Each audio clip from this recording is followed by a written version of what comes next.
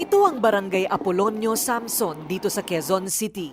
Mahigit 200 bata dito ang napiling bigyan ng Rated K ng mga bago, makulay at matitibay na tsinelas.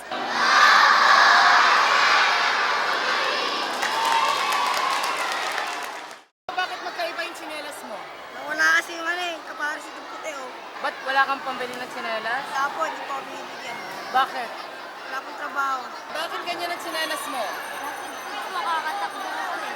Napudpod. Bakit ka naman takbo ng takbo? Nakikipaglaro po ako eh. Saka bakit parang malaki sa'yo? Wala pong tsinelas. Malaki ba paa mo? Wala po akong magamit na tsinelas eh. Bakit? Wala po akong pambili. Walang pambili. Bakit walang pambili? Wala pong nagtatrabaho sa amin. So anong kulay ang gusto mong tsinelas? Yellow po. Yellow.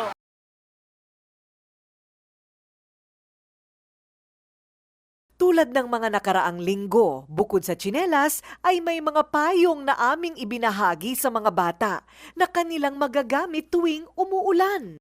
Ito ay alinsunod pa din sa kampanya ukol sa mga batang ginagamit ang kanilang mga libro at bag na panangga sa ulan. Naku, tag-ulan na naman sa Pilipinas, kaya naman kailangan at mabentang-mabenta ang mga payong. Kaya naman, sa pakikipagtulungan ng Rated K sa SM Department Store, bawat payong na inyong bilhin, 5 piso po dito ay mapupunta para sa mga batang tinutulungan ng Rated K. Simula na po yan mula October 1 hanggang November 15 sa lahat ng SM Department Store. At hindi pa man tapos ang aming pamimigay, agad na nagamit ng mga bata ng Barangay Apolonio Samson ang mga payong nang biglang bumuhos ang malakas na ulan.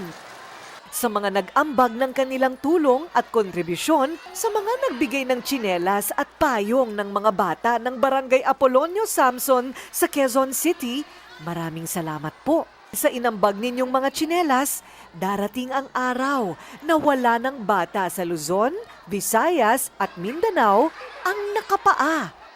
At sa mga nagbigay naman ng payong para sa mga bata, dahil sa inyo, tiyak na may pananggalang na ang mga ito laban sa ulan. Hanggang sa uulitin!